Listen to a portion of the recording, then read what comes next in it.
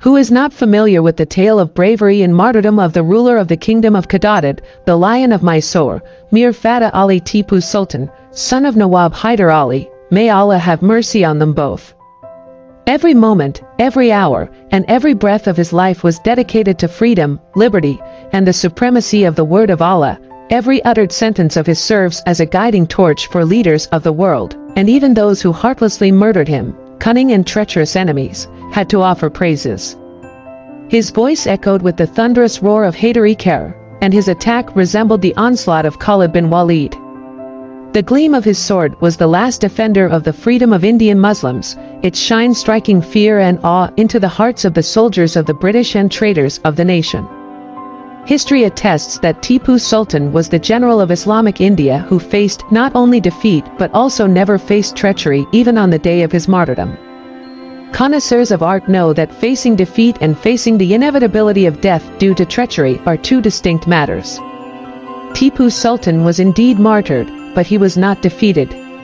And in the words of one of my dear friends, the existence of Tipu Sultan's Masood swords became mere stories, but Mir was never appended to them. His courage and bravery continued to radiate from his corpse even after death, emanating rays of gems and jewels so dazzling that his enemies dared not approach his body, fearing that perhaps his sword might still move even after death.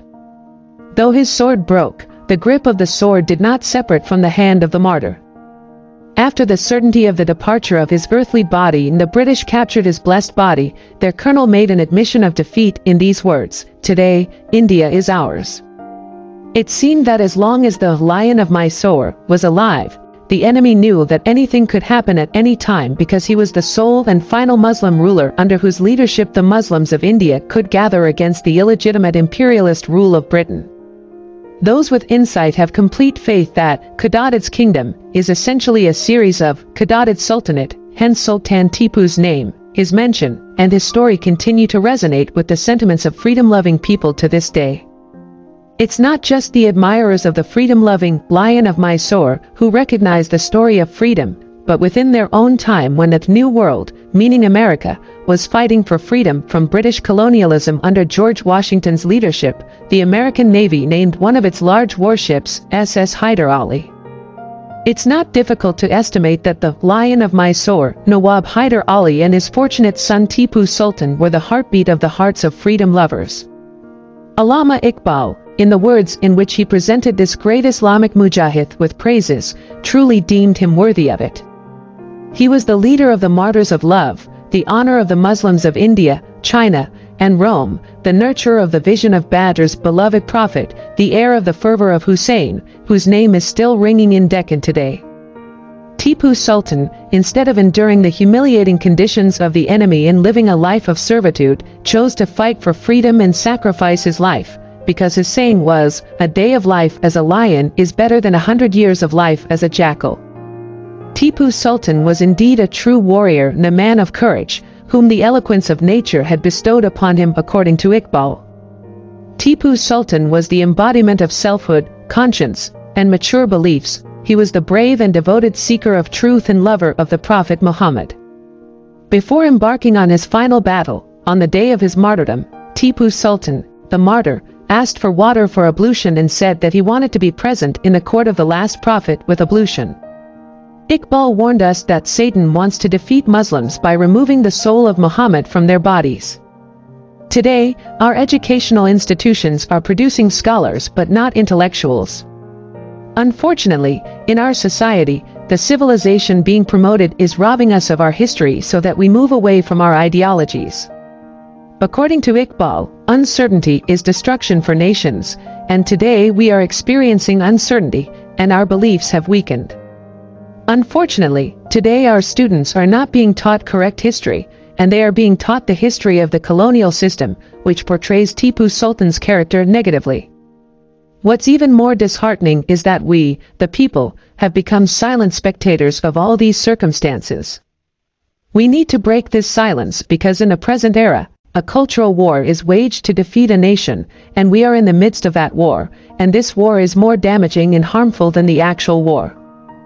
That's why it's said that Britain didn't win the war against Napoleon on the battlefield but in public schools. We need to preserve our national heritage, and this is the message of Tipu Sultan. In this cultural war, where the morale of the nation is shattered, self-esteem is also destroyed. Nations that accept slavery do so because they lose the courage and power of resistance. On this day, this message should reach every Pakistani that if we want to regain our lost position and achieve our pinnacle of glory, then we must live like Tipu Sultan. Agricultural reforms were part of Tipu Sultan's agenda. He promoted horticulture and planted trees, fruits, and flowers from various regions of the world in Bangalore's gardens. He encouraged large-scale cotton cultivation and boosted farmers' morale. Tipu Sultan sent delegations to different countries to promote trade and commerce. He was the first person in the world to conceive rocket technology. Mysorean rockets had the ability to strike targets several kilometers away, using swords and blades. In 1799, Tipu Sultan was martyred, and in 1801, these rockets were sent to Britain's Royal Arsenal Laboratory, where new rockets were developed years later, incorporating the rocket technology used by Hyder Ali and his son Tipu Sultan. Tipu Sultan established a strong navy and wrote a book titled Fathul Mujahideen, detailing the rules and regulations of the army. In the past few decades, the image of Islam has been greatly tarnished in the West. In today's era of the internet, where the world has become a global village, it has become easier to misinterpret historical facts to confuse and mislead the younger generation. It is our responsibility to show young people the true face of history, that Islam is not spread by the sword but by justice, equality, brotherhood, and compassion. Tipu Sultan, the ruler of Mysore, was a visionary and a great leader, but unfortunately, he has been lost in the pages of history. He stood against British domination in South Asia and embraced martyrdom defending his homeland. As a ruler, he paid great attention to the welfare of the people, and his personality was filled with tolerance and religious inclusivity. Equal rights were available to all subjects under his rule because tolerance and inclusivity are fundamental lessons of the Holy Quran. Hence, there was no room for sectarianism in his society among different schools of thought.